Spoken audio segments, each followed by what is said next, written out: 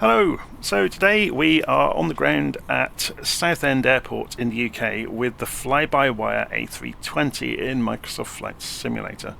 The reason we are here is over the last couple of months I've received several emails and lots of messages with people that are just starting out with Flight Simulator asking the same question, and it typically follows something along the lines of, how come my A320 in Flight Simulator doesn't have the same functionality as the ones I see on YouTube? The reason for that is the stock A320 that comes with Flight Simulator doesn't have as much functionality as the aftermarket A320s you can add to Flight Simulator. Now there are several options of A320s that you can add to the simulator. There is the free one we are looking at today, which is by FlyByWire, which is an open source project that's available for free download on the internet. There's also the Phoenix A320, which you can download from Phoenix. If you go and search for Phoenix in Google, you'll find it, just as you will FlyByWire. And there's also, in development, another high-fidelity A320 that is going to be part of Flight Simulator that Asobo have basically contracted one of the big developers to make, and it should be arriving very soon. Okay. So how did I get the FlyByWire A320 into the simulator? If we go and run the FlyByWire installer, you can, sorry for the noise in the background, there's always somebody, isn't there? So if you look at the FlyByWire installer, which you can get from their website, if you just search for FlyByWire in Google, you get this. So the A32NX is the A320-251N, which you can see here, and the green button to install it will be lit up. So it knows all about where the simulator is, and you just click the button and it leads you through installing it, and the job is done. Once you've done that and you come back into the simulator, you get this new A320 to play with, and as I said, it has a ton of functionality that the stock one doesn't have, and it also behaves in a much more accurate manner, apparently, according to the real A320 pilots that mess around with Flight Simulator 2. Okay, so we've got the airplane sat here on the ground. We need to answer the question, where are we going to fly today and how are we going to manage doing that? We're going to use Simbrief, which is a free website on the internet. If I just come out to a browser and show you Simbrief, so here's Simbrief. Simbrief is a tool that lets you generate operational flight plans, and it's completely free to use on the internet. So you can come along to Simbrief, you can tell it where you're flying from and to, and it will generate you a flight plan. So just like the raft of paperwork you see the real crews taking onto the airplanes.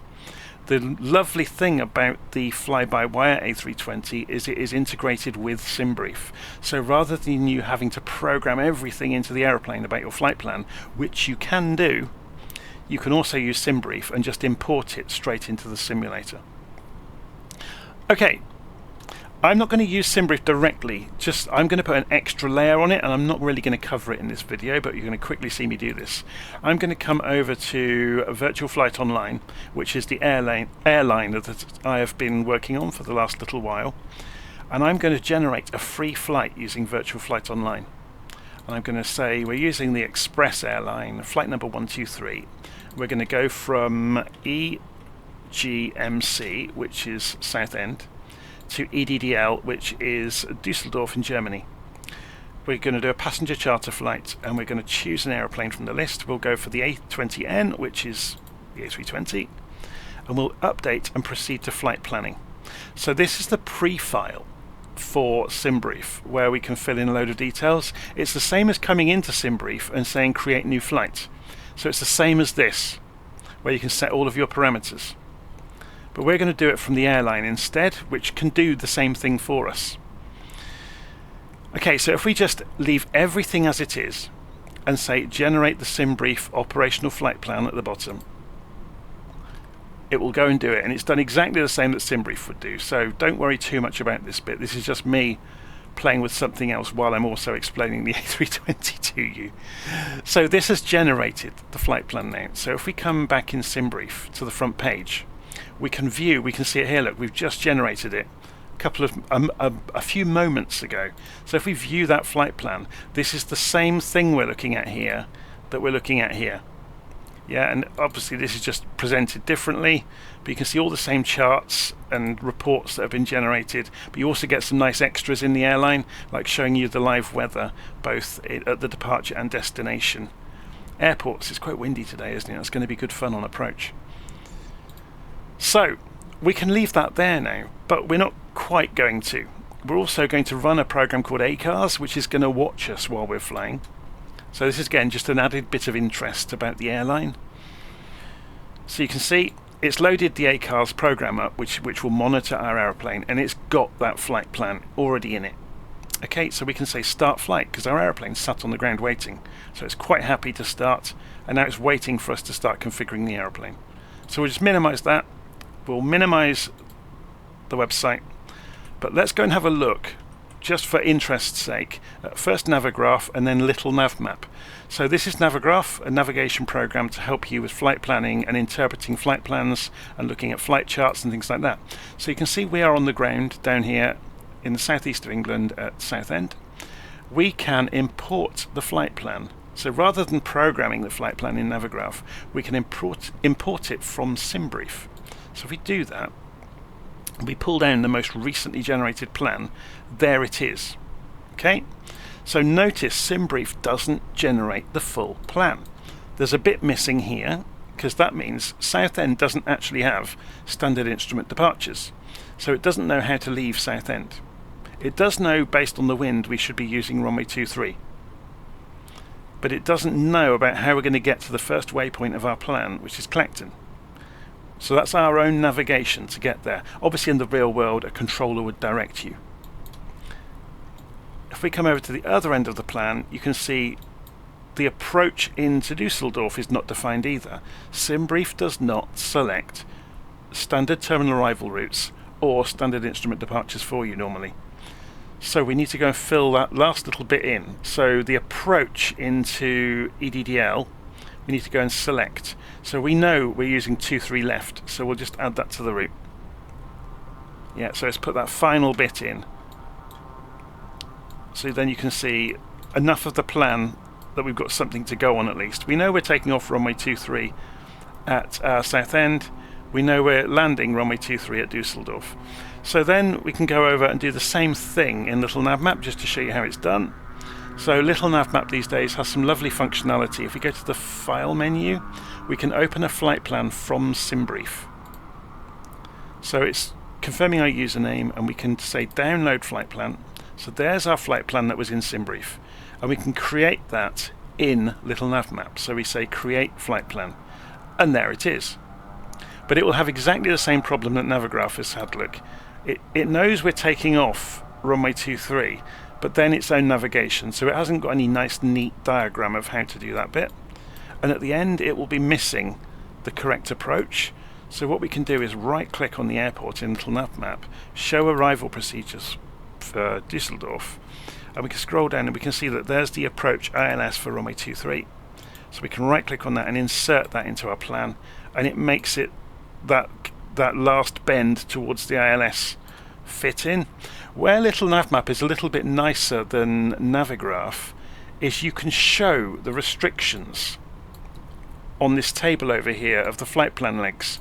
So we can get rid of that search box now. So you can see on route when we're going through the airways if they have restrictions. You can also see on a star, for example, this one actually hasn't got too many, it's just gone above 3,000 feet there, the last step. But it's kind of easier to read that, I always think, than, for example, opening up the chart and looking through this for any altitude restrictions along the way. Yeah, obviously this one doesn't have much in the way of altitude restrictions, so we're absolutely fine. But you can see you've got 6,000 feet, 4,000 feet, and so on and so forth. So it's at or below, look. So it has some instruction, but where you have to read a chart and interpret it, LittleNavMap just reads, just prints it in the approach instructions. Okay, let's see how we get on with the aeroplane then. So we've looked at flight planning, we've looked at Simbrief and all the nice things it does for us at the wave of a magic wand. Now we have to get it all into the aeroplane. So what I'm going to do is run through the printed checklist that I wrote up some time ago for the FlyByWire A320. And first of all, we'll see if it still applies correctly, but also it will guide us through what to do with keyboard shortcuts and so on and so forth. So I'll try to remember to put a link to it in the notes of the video as well. Okay, so back inside the aeroplane. We're finally getting on with the flight. So what do we do first in the A320? Well, first of all, actually, we're going to go over to the tablet and switch it on.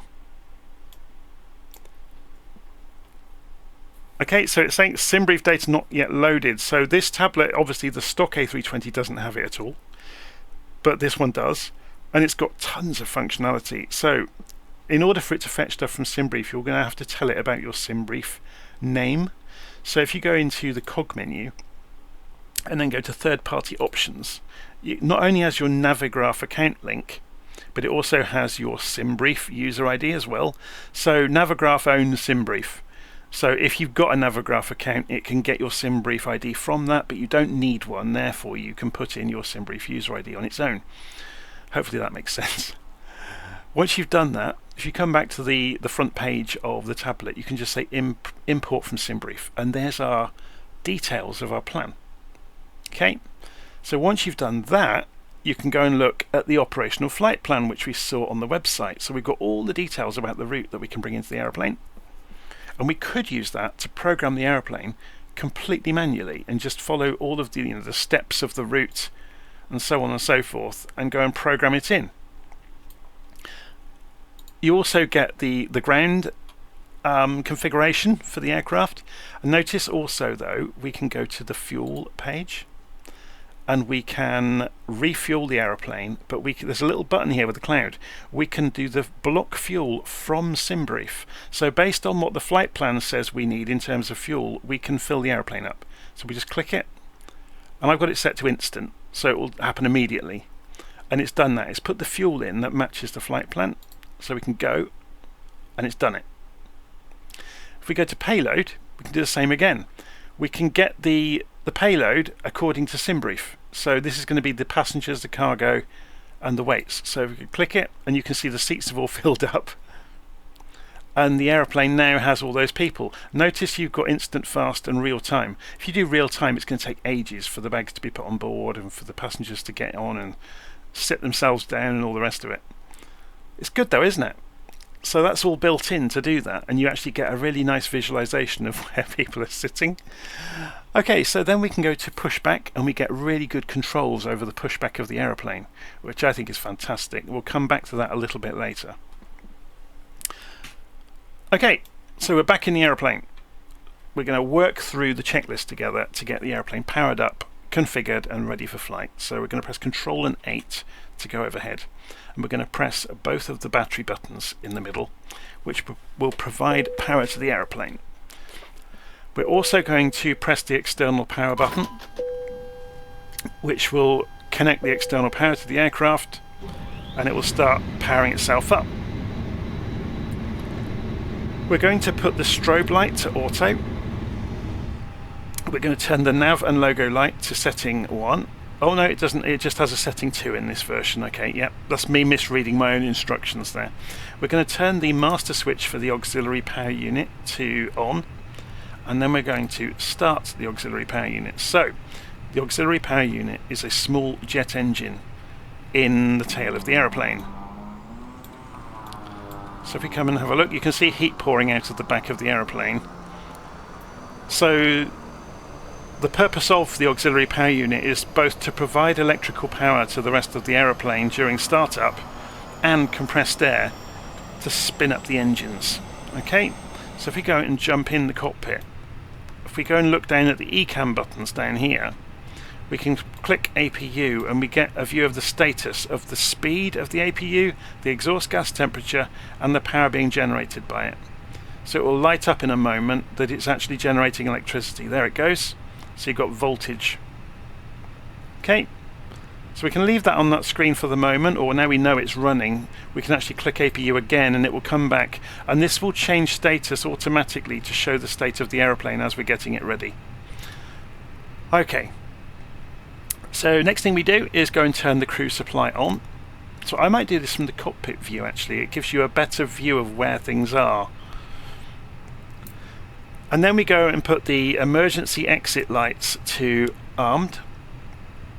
And we put the no smoking sign to auto. And then overhead we've got the ADIRS section. So this is the inertial reference system, so the aeroplane knows where it is and it measures where it is and where it's pointing by accelerations. So it feels the acceleration of the aeroplane and can therefore track where it is in space and time basically. So it's the same way the Apollo guidance computer worked, which was the forerunner of all of these modern systems. So we turn all three of the systems to nav. I think I've got it set to instant alignment in the settings in the tablet at the moment, so we don't have to wait 10 minutes for it.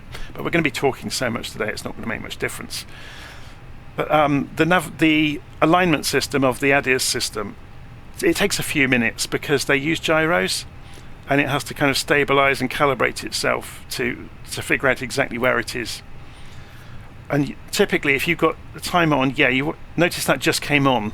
That would normally take a lot longer. The aeroplane won't know what way up it is until the ADIRS system has calibrated and configured itself. Okay, next thing. We're going to go and brighten the various screens up around the aeroplane. So you can see here, this is actually your maximum brightness already, which is interesting. So we're just checking the brightnesses. So these are on max brightness as well. So are these. So the two knobs here do the brightness for the two engineering displays, so they're fine. There's also two knobs underneath the MCP or master control panel for the autopilot, so you can control here, for example, the brightness of these numbers on the displays. In the daytime it doesn't make such a difference. At night you might want to dial everything down a bit so you're not being blinded by the displays. How are we doing? So MCDU next, so the flight management control. I always forget what the different acronyms stand for. So this is the flight management computer for the Airbus. So we're going to go to the FMGC section of it. You can see at the moment it's saying GPS primary. That means the inertial navigation system is aligned and GPS is wired up and configured, and it's, you know, everything's playing nicely. So the first screen you see on the MCDU is a database status screen, so it shows you what version of the AIRAC data you're using. So that's the database of airports, runways, waypoints, nav aids, all the rest of it. So what we want to do is go to the init page. So if we go to init, we could fill in all the details, and I've done this on numerous other videos. We could fill in all the details and go around all the pages of the MCDU, filling it by hand. But we've got Simbrief, so we don't have to. All we do is click on init request. Give it a few moments, and here it goes. Look, EGMC to EDDL. It's got the cost index, it's got the flight number, it's got everything. Excuse me. We can go to have a look in IRS initialization, that's all fine. So everything's basically been pre-configured. But what is good is we can come into wind temp, and we can go and do a wind request as well, and we'll fetch the live wind data. And also, so we've got AOC, act flight plan uplink, so that just means it's done the uplink. So we can clear that message out. Uplink insert in progress, yes, that's all done. If we go and look in the flight plan page, you can see all of the legs of our route are now in here.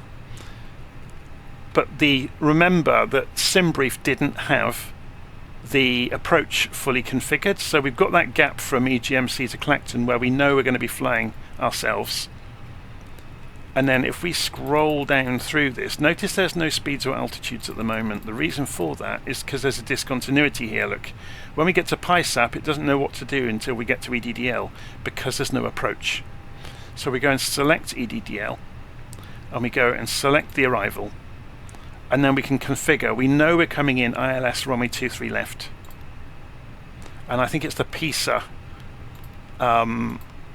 approach, PISA 1G. So we can go and confirm that by looking at the plan, and it was PISA 1G into ILS for runway 23 left. Yeah, using the bot transition. So PISA 1G and bot. And we're good. And we can insert that. And that's put all of those missing pieces in.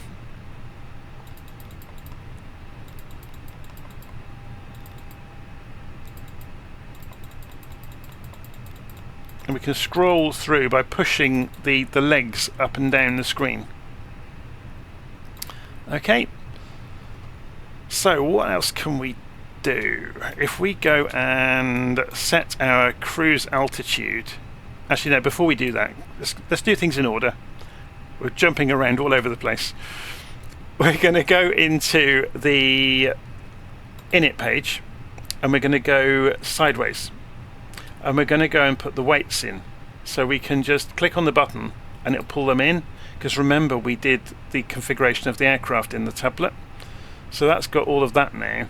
We can also do fuel planning. So it hasn't got block fuel at the moment. If we go to fuel planning, we can just block confirm. And it will get it from Simbrief. And it's got the right amount of fuel programmed into the MCDU now.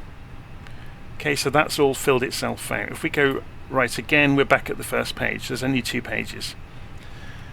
If we then go to performance, so now the airplane knows what runway it's on, it knows how heavy it is, and it knows how aggressively it can use the engines because it's got the what's it called?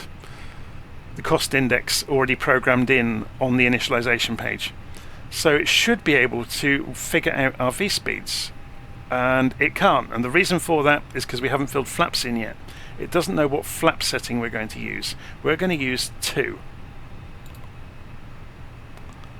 So then we can come in, and it now knows enough to know what the speeds will be based on the aircraft configuration to do a takeoff. Yeah?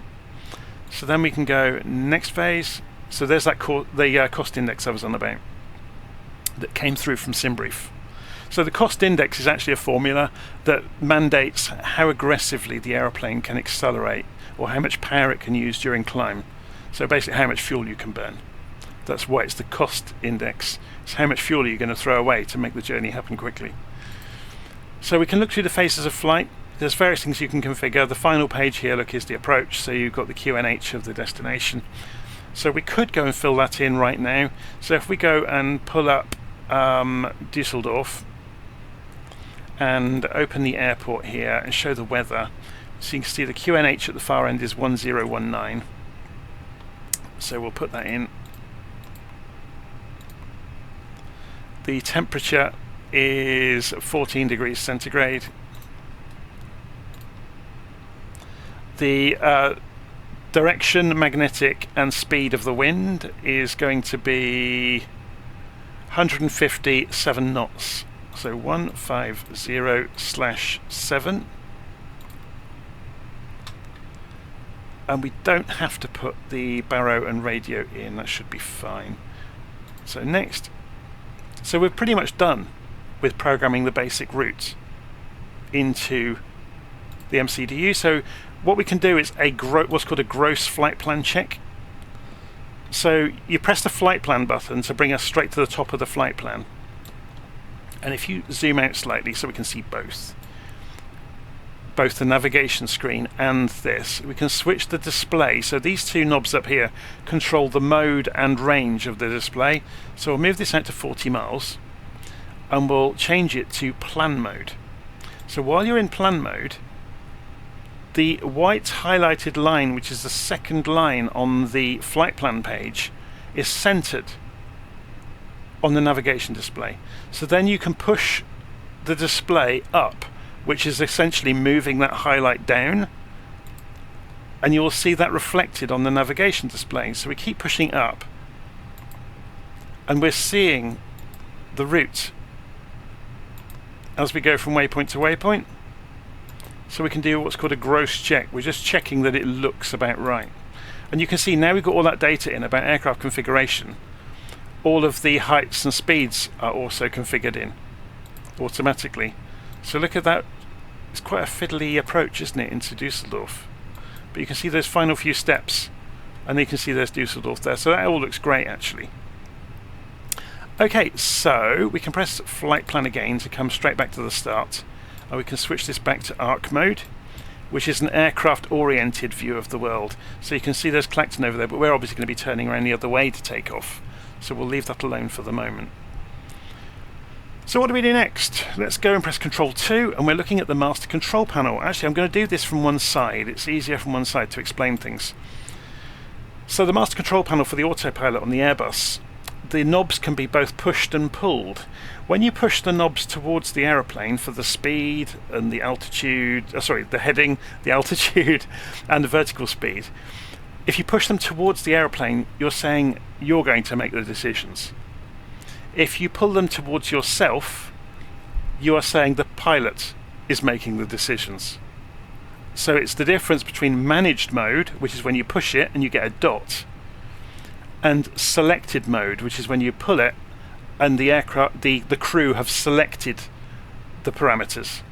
So we're going to be using managed mode today. So we're going to test out what can the Airbus do for itself. So both for speed, for heading and for altitude. We still set the altitude to climb to. So we need to go and look at that Simbrief flight plan. Have we got a cruise altitude in here?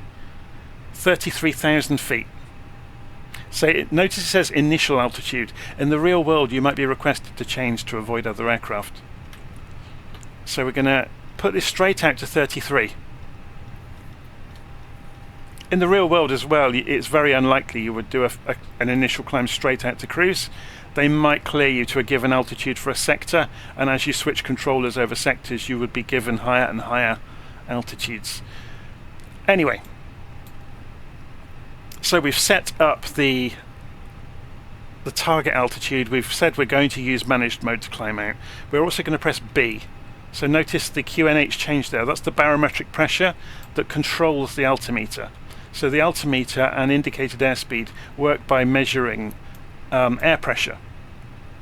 So pressing B in the simulator is a shortcut to tune that. Notice you can change it here. So you can pull this for standard, or you can push it to configure it.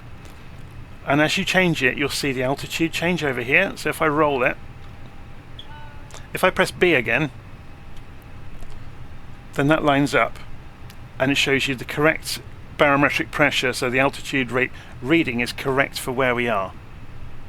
So that's just a shortcut in the simulator versus, calling the tower and saying what is the QNH. Okay, so we've configured the MCP, we've configured the MCDU. What do we do next? So let's go back overhead. We're going to go and turn the seatbelt signs to on. Now where are they? They're over here. So the reason we're doing that is we're about to start the engines and do the pushback. So we're going to turn off the external power. Remember we turned on the APU ages ago. So external power comes off and we can perform the pushback now. So the great thing about the fly-by-wire A320 is it has some wonderful pushback facilities, as we mentioned earlier. So if I turn this system on and confirm it, we can call the tug. If we look outside, we'll see the tug is coming out to the aeroplane. So we'll wait for the tug to get into place. And again, there's a bit of a bug in the simulator at various airports where the tug won't align until the last moment and it will suddenly jump across. So we'll wait for that tug to jump out of view. So if we sit up in the air, you'll see it suddenly skip right. It's in the wrong place at the moment. Very much depends on the airport you're at. Give it a moment.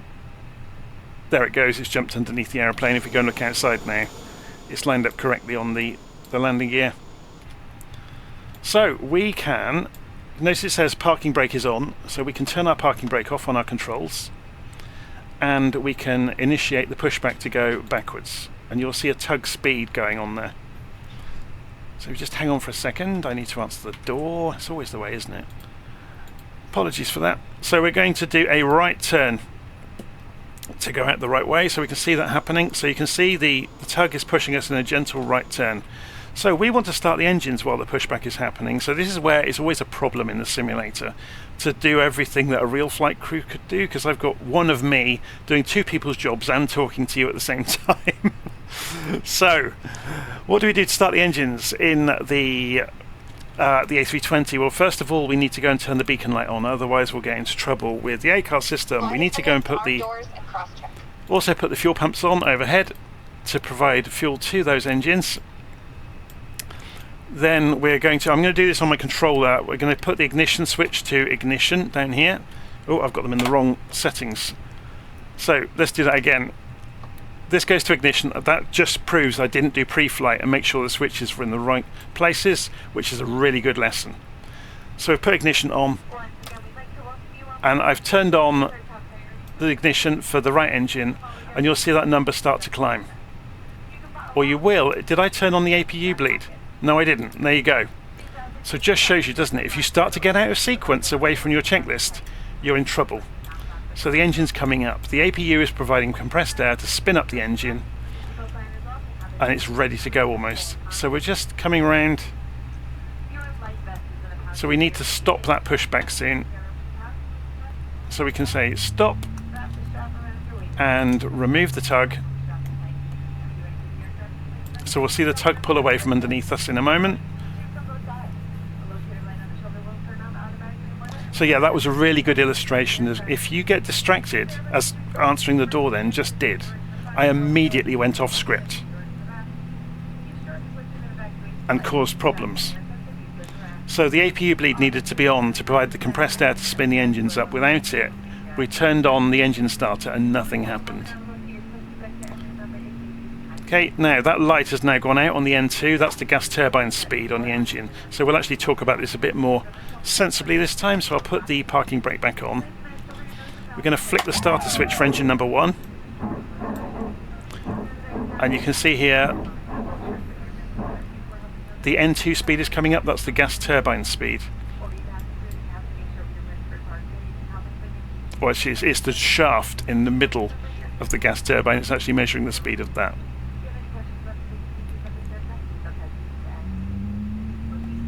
And in relation to that, you can see then the fuel starts to pump, the exhaust gas temperature comes up, it's ignited, and the N1 speed, the turbofan speed, is now increasing.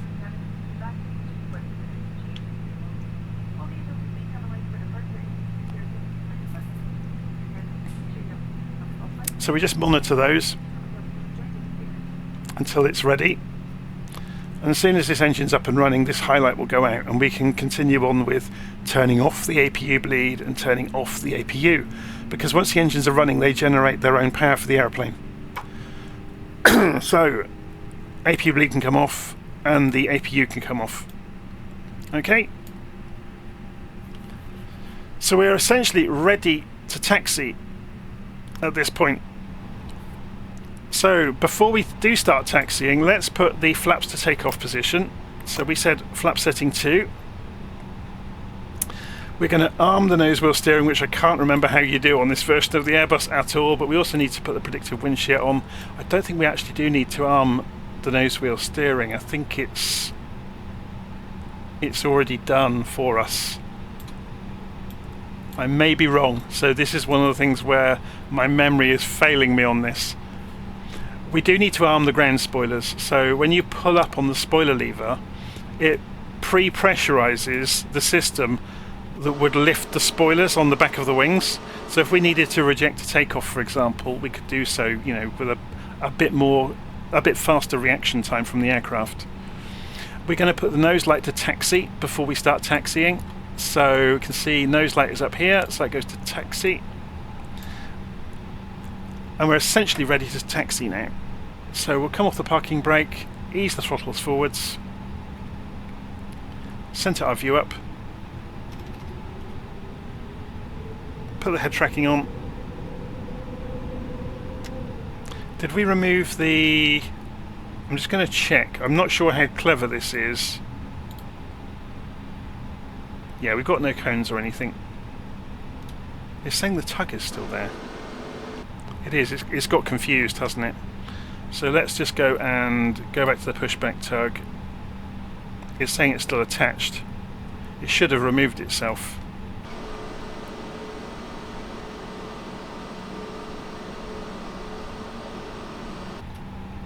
I'm just going to turn the system off. The thing is, a few little bugs here and there with there always has been with pushback systems. So that's why we weren't going anywhere. We were just attempting to push the tug along the ground. So we'll wait for him to get out of the way. There he goes.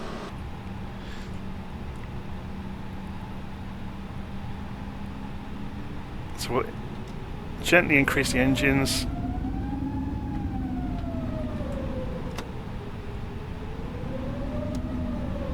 There we go, we're rolling. Now you need to be careful with the A320 that you don't roll too fast. It does have a small amount of positive thrust at idle.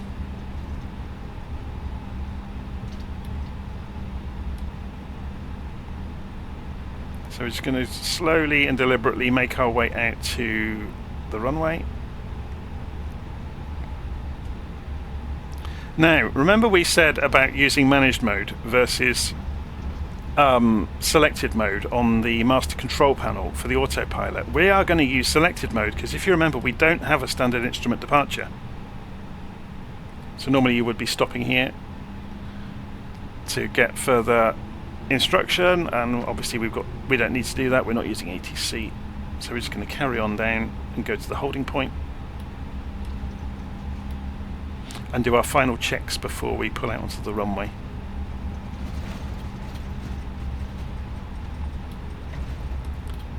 I think this is the final holding point here.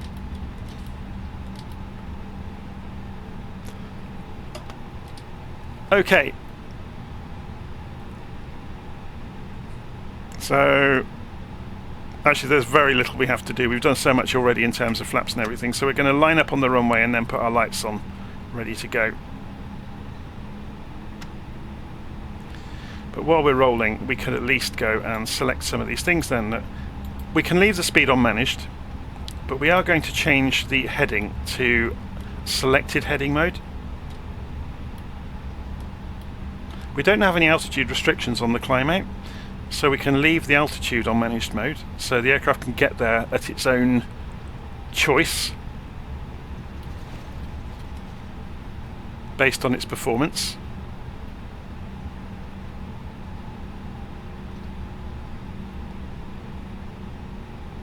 Something else you will notice on an accurate A320 or any of the big jets actually is the nose wheel will not be, or there will be a latency between you choosing a tiller or a nose wheel direction and the nose wheel achieving it. That's because it needs time to rotate the nose wheel. Yeah, it's a powered system and it takes time for it to happen. So we wanted 230 degrees, didn't we? So let's just bring this back down to 230 while we're rolling along.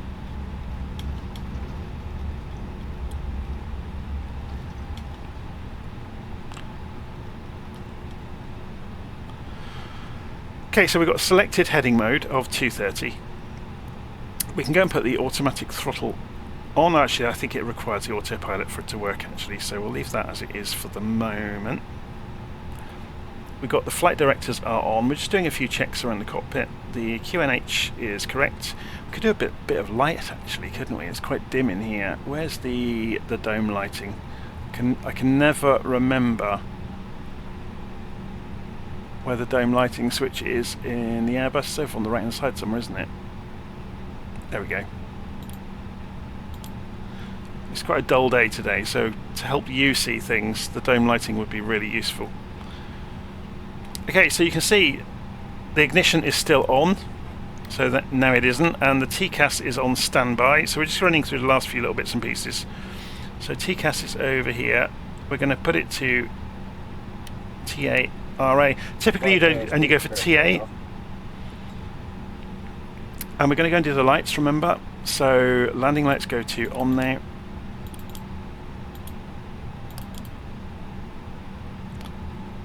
The strobes are on auto, so we can go and put them to, to on, and that will be good.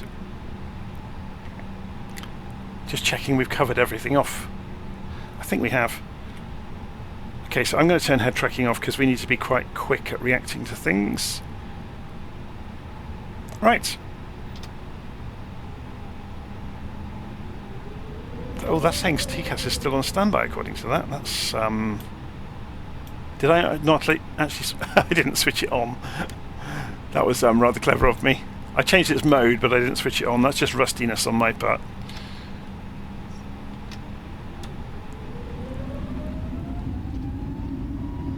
Okay, so full throttle, or toga, as they call it. Let's put the head tracking back on, it's more fun, isn't it? So there's the rotate speed. Gear up. Auto throttle came on automatically, and we can turn the autopilot on. But we need to pull the throttles back to the climb descent, which means then the auto throttle can actually override what we're doing.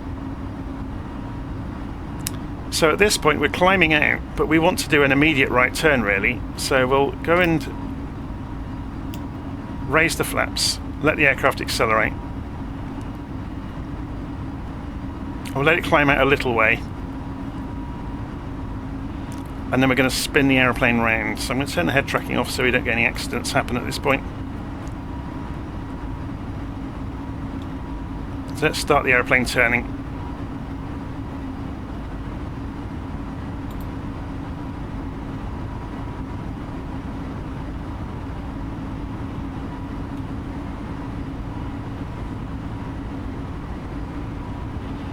So what we could do is tell it to go direct to Clacton. Yeah, so direct to Clacton at this point, and insert that into the flight plan, and it's going to do it all for us. So now we can just go, it's on managed mode, look, already. Because we used direct on the MCDU, it switched the heading mode to managed mode. We can also go managed mode up to 33,000 feet. We don't have to have the ground spoilers armed anymore. Seat belts are still on, landing lights are still on. The speed is being held. We've gone through 6,000 feet, which was the transition altitude already. So notice QNH is flashing. So we need to pull this to go to standard QNH. Notice we're holding at 250 knots, that's because we're below 10,000 feet. It will suddenly accelerate when we get past 10,000 feet. Now. See, and the target airspeed has jumped. So now we're heading out towards Clacton. Notice though, we've allowed it to go faster than that initial speed, so it's got the curve slightly wrong. But there's not a big problem, it will correct all on its own. So the roll will come back out in a moment. Or we hope it will. Let's watch it do it. There it goes. So it's just correcting its path. Look, the flight director is telling it to roll left gently. So that green crosshair is the flight director. That's it saying this is what control I want you to be doing. And the autopilot blindly follows what the flight director tells it, basically.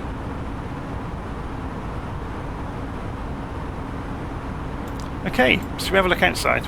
So we come up through 10,000 feet. We've done a problem there straight away. We should have turned the landing lights off at 10,000 feet as well. But this is the problem of talking and doing at the same time. So a load of the lights can come off. So we're now basically configured for climb out and cruise.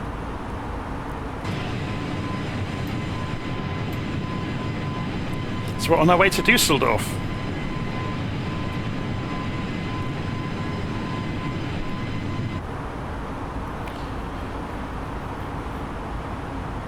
So I think I did say at the start, I will make small mistakes here and there because it is so difficult to talk and do and explain and fit everything in without it just becoming a big jumbled mess. So we'll have if we go and look at ACARS, you'll see it complain about that light. Rule violation, landing light must be off above 10,000. Yeah, we set it off. Otherwise we did quite well. No other violations. So the Airbus works really nicely with ACARS because all of the parameters are nicely configured for it. So just to remind you, ACARS is the system the airline uses to track where your aeroplane is and how you're doing.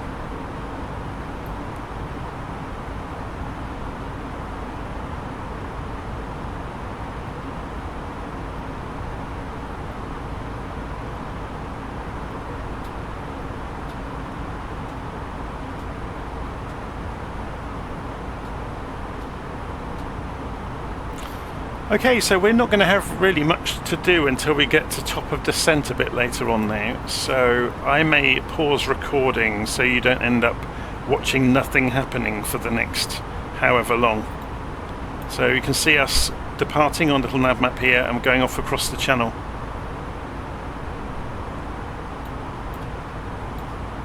You can see the same thing happening on Navigraph. Slightly different presentation. Navigraph focuses on showing you the jet airways and stuff. You can do the same thing in LittleNavMap. So you've got the low altitude airways, you've also got the high altitude airways. They're not quite as pretty as the view of them in Navigraph. So you can see we did that right turn and now we're coming out towards Clacton. The reason you won't immediately jump on an airway is airways are at altitude. So we're coming up underneath the airways to meet them. So we're doing the right turn at Clacton, off towards the rest of the route. So I will pause recording at this point and unpause when we're a bit further on down the trek. See you in a bit.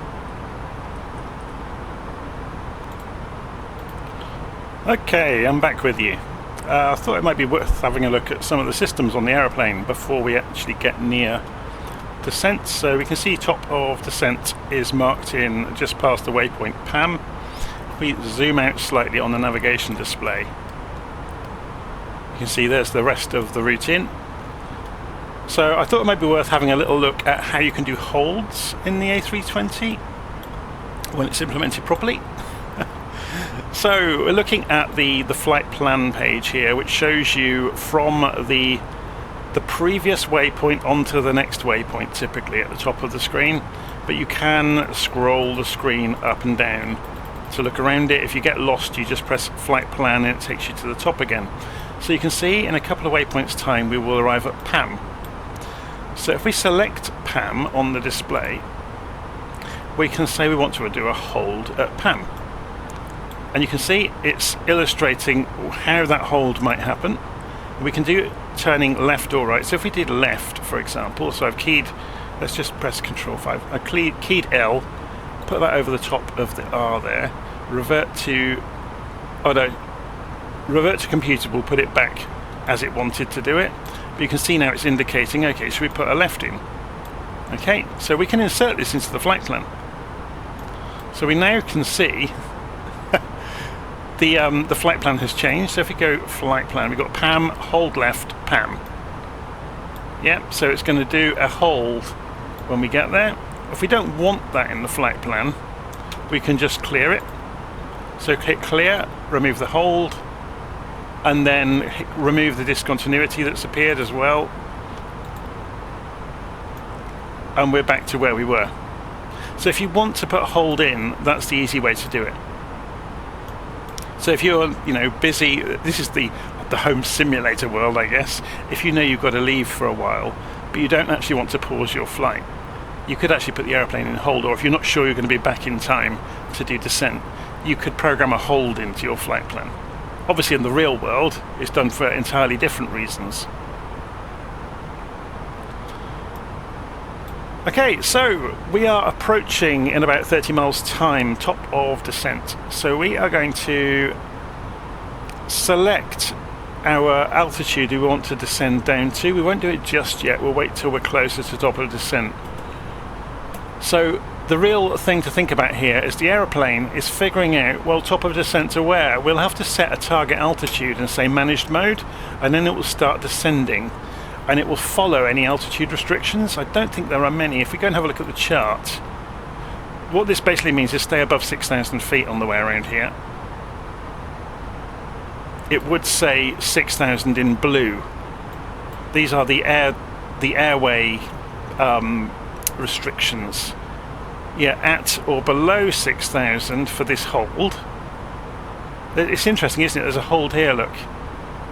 So when you get to here, you could get held, and you could get held here coming in from a different direction to eventually come out this way. It's interesting how the various different routes happen. If we go and have a look at the ILS, which is the more detailed view of once you get down, so we'll be leaving this waypoint and coming in. So the ILS is 110.95. Okay, for this route in, or 110.9 I should say, 232 degrees. So in the Airbus you don't have to actually program any of this by hand. If you go and look at the radio navigation page, you can see it's already programmed in. Because the aeroplane knows where we're going and it has a database of all of the runways and the frequencies and everything, it's already configured the ILS. So when we get within range of the runway on descent, we will switch over from arc mode to landing system mode. Okay, and it will just change this display to suit. So the Airbus, unlike more simple aircraft, can use both GPS and radio navigation simultaneously.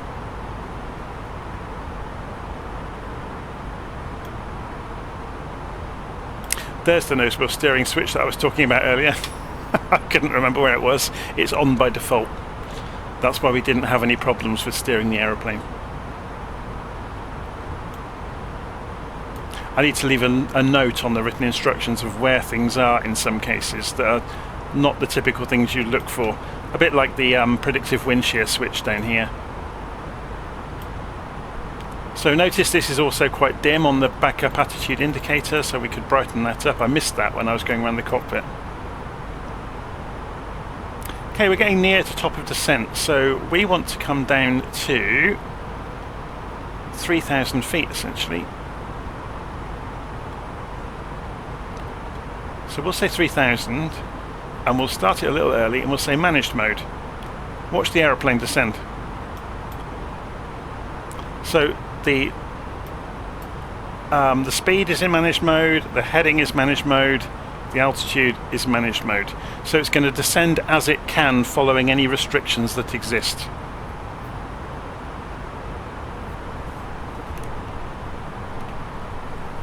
And it will vary the descent rate as it goes. On the flight deck, ladies and gentlemen, as we have noticed, we have begun our initial descent down to our destination. Now would be a good time to wrap up any business you need to take care of as we prepare for our approach. If you are up, once you return to your seat, we ask that you remain seated until the aircraft arrives safely at the gate. Flight attendants, please prepare the cabin for a ride. Going to turn the seatbelt sign back on. So while we were paused, I turned the seatbelt sign off because obviously we got to top of cruise, or to our cruise altitude, I should say.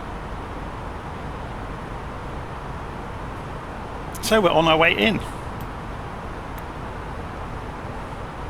So the factors we have to think about now on arrival are we're looking for transition altitude is 5,000 feet. That's when we will need to change the barometric pressure reading on the altimeters to make them accurate to the destination. Also, when we come through 10,000 feet, we will need to go and turn the landing lights on.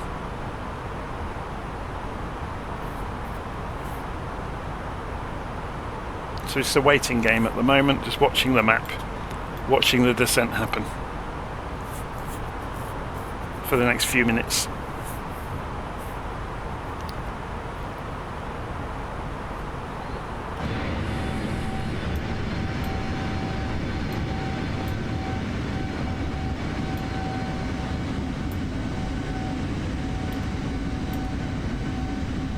It's an amazing simulator, isn't it? The weather modelling is just out of this world. 30,000 feet and continuing on down.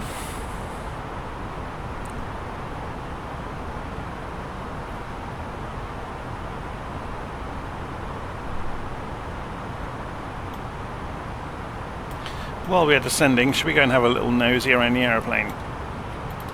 Can we get through? Oh, it doesn't look like we can. I don't think they've modelled the cabin in the fly-by-wire, which saves frame rate enormously, so it makes it nice and smooth. All of the various systems overhead all work, so you can play around with testing the fire alarms and all that kind of stuff. You can also turn off the flight control systems, so you can remove all the safeguards. It's great fun, it really is. And yeah, the fidelity built into this system is just next level. So if we go flight plan, I think I've shown this before. If you go to MCDU menu, ATSU, AOC, and we'll do a weather request. So by default it's got the departure, destination and the backup airfield, you know, the secondary landing airfield. We're going to do a METAR request, so we'll send that request. We'll come back out of here and you can see there's a received messages here, but we should get a notification over here as well. So it will say message received, so we'll just wait for that to appear. Hopefully it will turn up.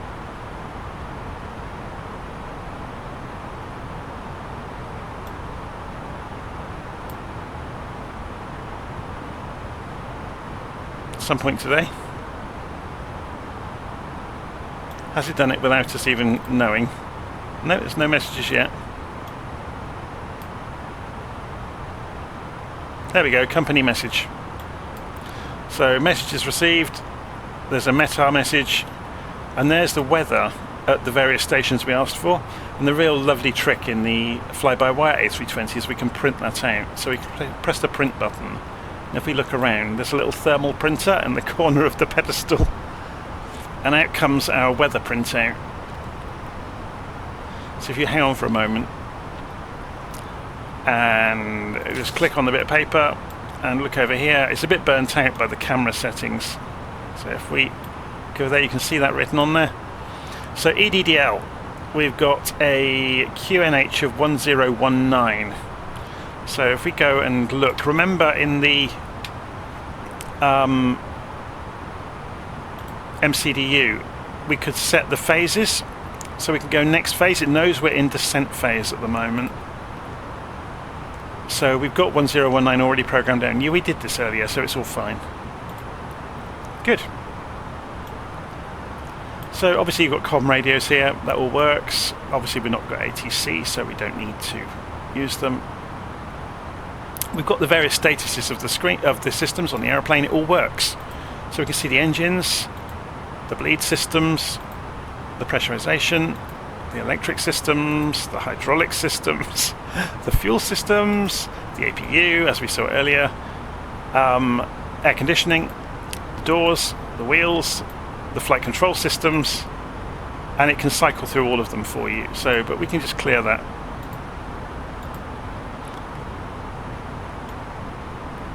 If you clear it, it shows you the default screen you should be showing based on the phase of flight. Okay, we're getting closer, so let's go and drop the range down from 80 to 40 miles now, so we can see some more detail here.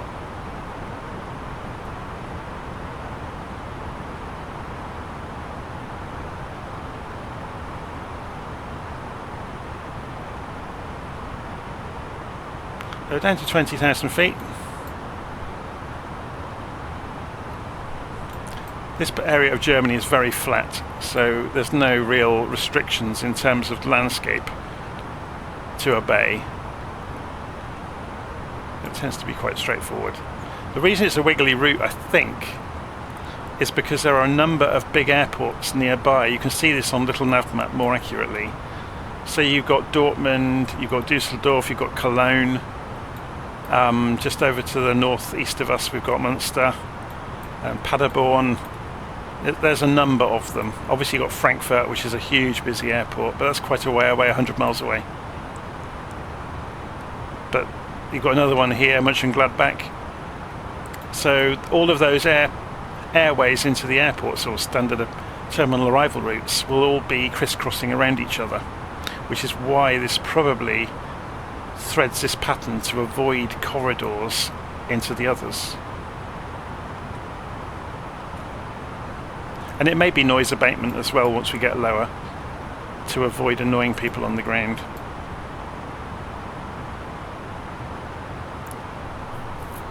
So 15,000 feet, not far to go.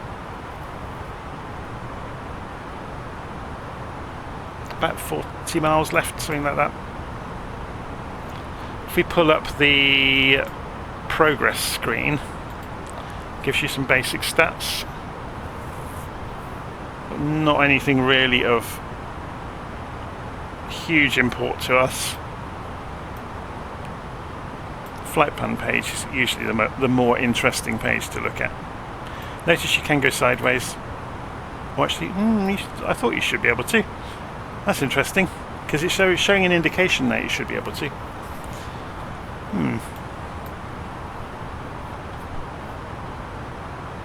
So it's saying at the moment throttle is on idle. We're getting...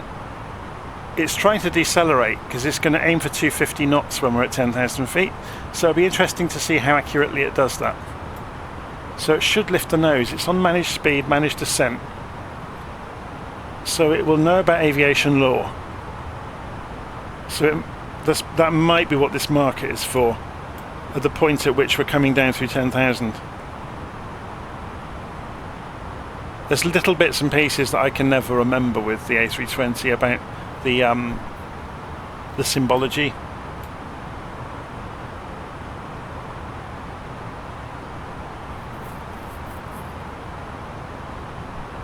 So just for our own interests on approach, let's pull up the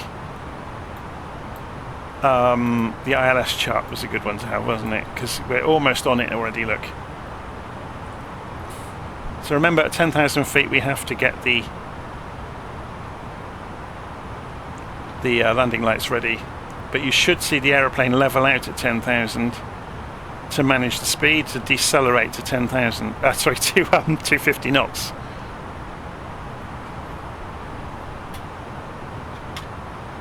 Seatbelts are on.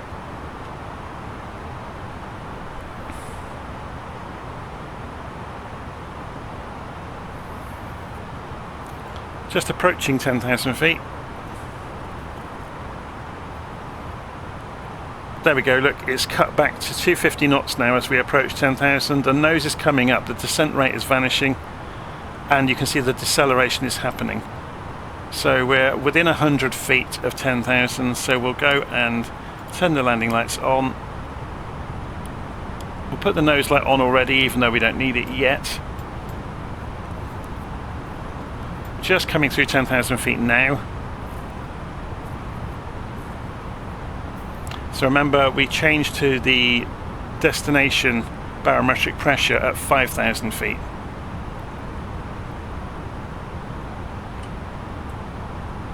And the destination barometric pressure, we can find this out in lots of ways actually, but if we want to do this in LittleNavMap, as long as we have Navigraph, it will show us it, so it's 5,000 feet. If you don't have LittleNavMap, I don't think it shows it in... Sorry, if you don't have Navigraph, it won't show it in LittleNavMap. So you could then rely on Simbrief to do it for you, because it will be in the operational flight plan.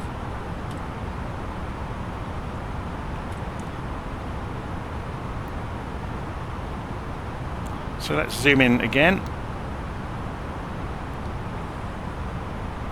Getting towards the business end of the flight now, aren't we? So you can see it's just coming down to, it's above 250 knots. It's not holding it wonderfully, is it? I wonder if that's going to cause trouble on the ACARS system, that we're exceeding 250.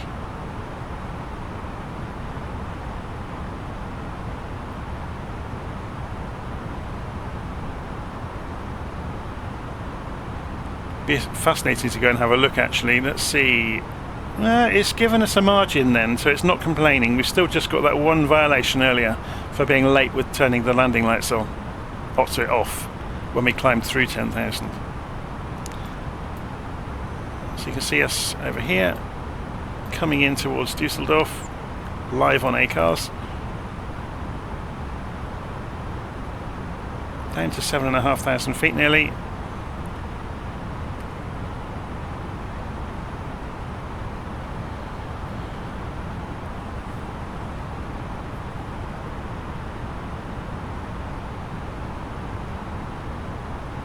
Should we put the head tracking on? Actually have a look around the aeroplane for the first time instead of looking at the systems.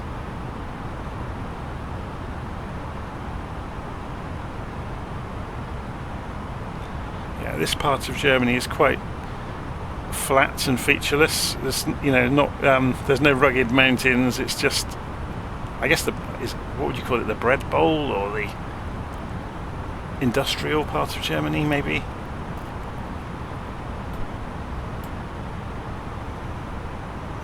there's a lot of flat fields.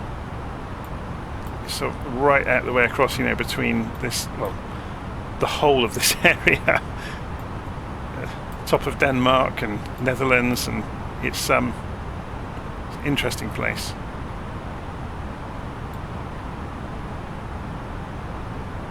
It's very, very flat, this whole area.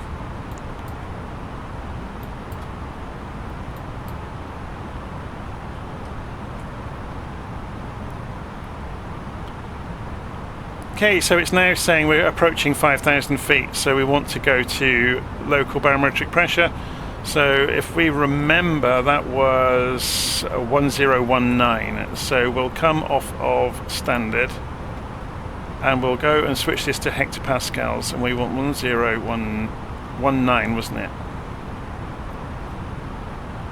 There we go.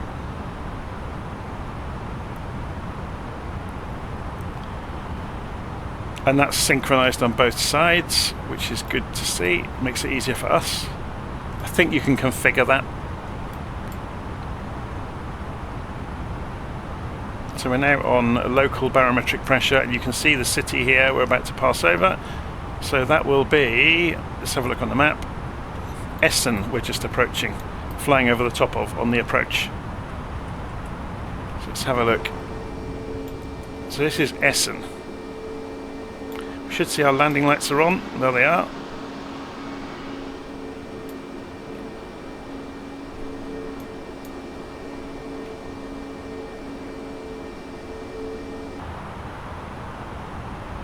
And then it's the run in over the last 15 miles towards...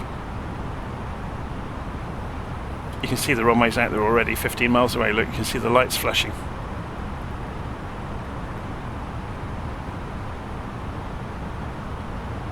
So the speed should start just coming off soon.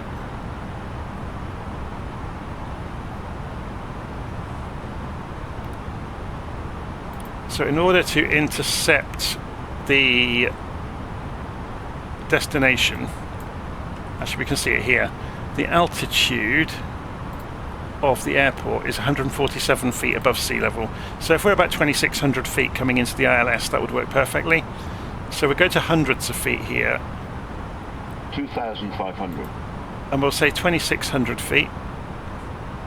You see the runways out there. So if we go to landing system, you can see we haven't quite picked up the ILS yet. 2,500. There's the localizer is off to the left of us. It's just coming in as we line up. We're on the left runway, aren't we? I seem to remember. Was it 27 left? And here comes the glide slope, so we'll go to approach mode now, and we'll turn on both autopilots at once. Yeah, we're just lining up, look on the left runway. Speed is coming off, so gear can come down. And the first stage of flaps.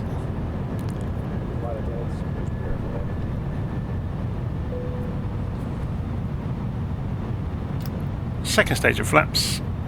2,500. And you can see the glide slope is just approaching us, so that you imagine there's an invisible line through the sky, and we're approaching it from underneath. You have to approach it from underneath for approach mode to capture. And you should see then, as soon as we cross through it, the airplane will start descending, and it'll be a 3-degree line down to the runway. Here we go, look, the descent is just starting. Usually works out about 700 feet a minute. 2,500. The speed has come right off, so we can go more flaps. 2,500. So we've gone for full flaps. So you can see the indication there is the flaps have extended. We're on autopilot, cruising into Dusseldorf. We can put the auto braking on. Or can we? Will it let us?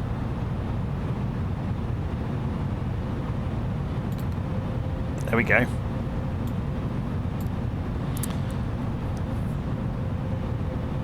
So you can see here indicated on the guidance, it's using glide slope, it's using the localizer. It's on Cat 3 dual, which means it can use both systems at once. If we have a look outside, we can see our aeroplane nicely configured and on its way in.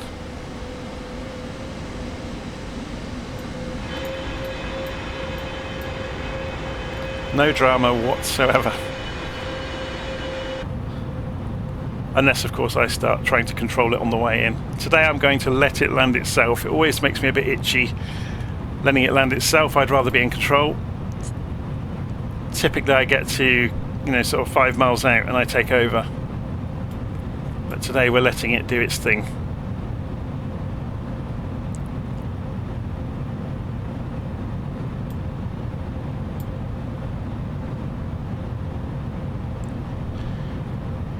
Just while we're on approach here, let's pull up the airport chart. So we're going to come in, we're going to turn left then, we're going to roll quite long and turn left for the terminals. That makes sense. Okay, so let's go and put the head tracking on.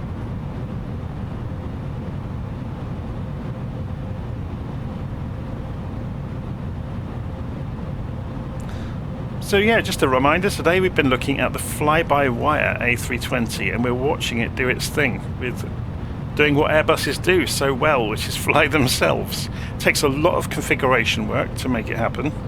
We slipstreamed that a lot by using Simbrief.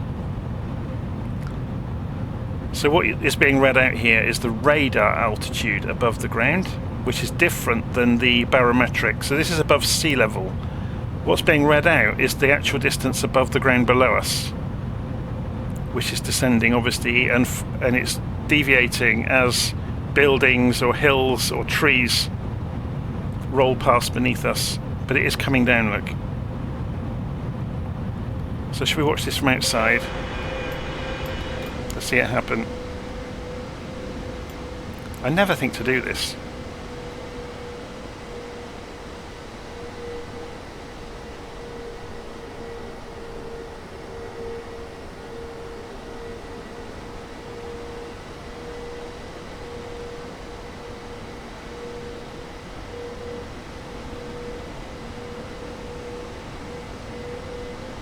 So it's a little bit low according to this. Or maybe that's my viewpoint. Yeah, it is. My viewpoint is obviously seeing the PAPI lights from a different vantage point than the cockpit.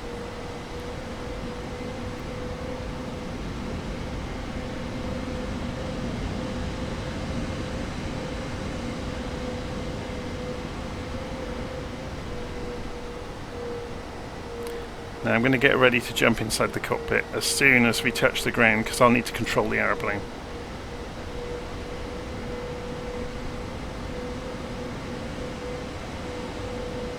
It should start flaring, and there it goes. Oh, look at it crabbing. So we'll go full reverse. We can use reversers until 80 knots. Then off the reversers and onto the brakes, and flaps can come up, and we'll just roll along now. We're going to turn off the autopilot. It's trying to help steer on the runway, which isn't always the most helpful thing in the world. So as we said, we're going to roll along until the next exit.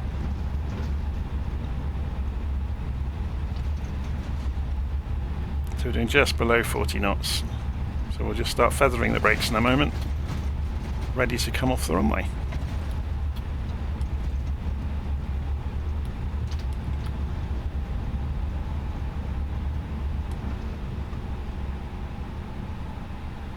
Open the engines up gently. So on the roll in, we can switch on the APU and start it. Whoa, it started to race away with us. It's fine. So the landing lights can come back off. Oh, it's always a pain with the head tracking, look. It took me 3 goes then to grab the lights. And now it's gone and put us on a wide angle view because it zoomed out instead of moving the light switches. the nose light needs to go to taxi.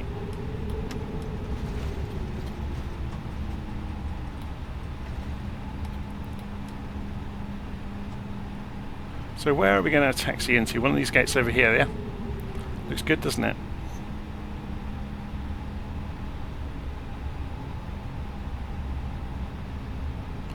So let's just follow the lines and try to avoid these vans at the same time.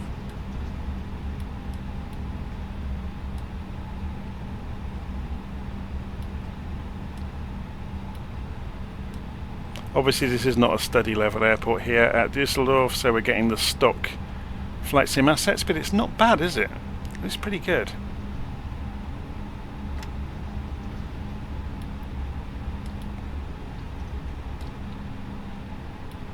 So if we stop the aeroplane there, and we should find, remember we've got the APU running, so it's already generating electricity. So cross-feed over to the APU will happen automatically in the Airbus. So all we need to do is shut the engines down, and it should go and switch over power automatically.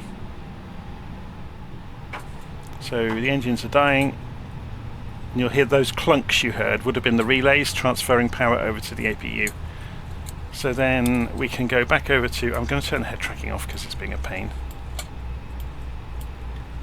We can go back over to the services on the ground. We can ask for the chocks and everything to be put in place. So ground power unit, please.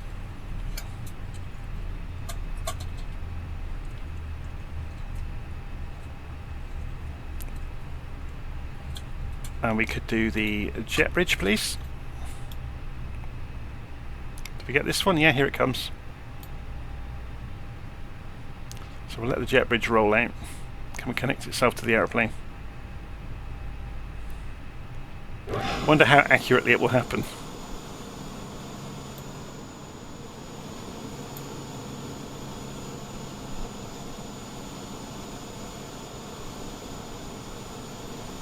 Not accurately at all, as it happens. It really is luck of the draw, isn't it, with some airports, whether it's going to do it accurately or not. The doors verified? So the passengers have a bit of a jump to make there.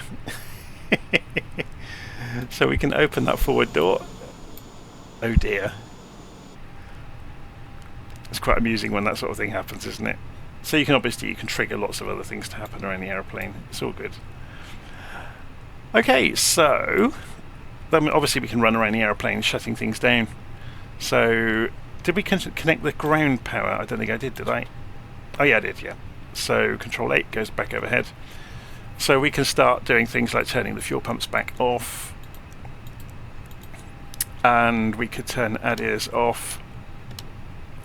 We could turn all these lights off.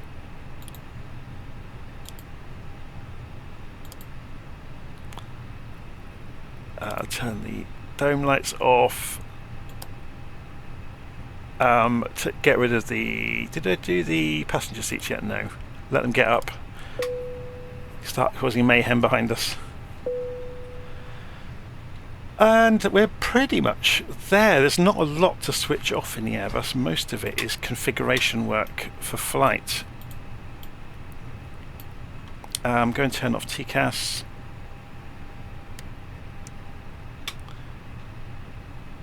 Turn the predictive wind shear back off. That nose wheel steering should really been off beforehand earlier, but that's all good. So there we go.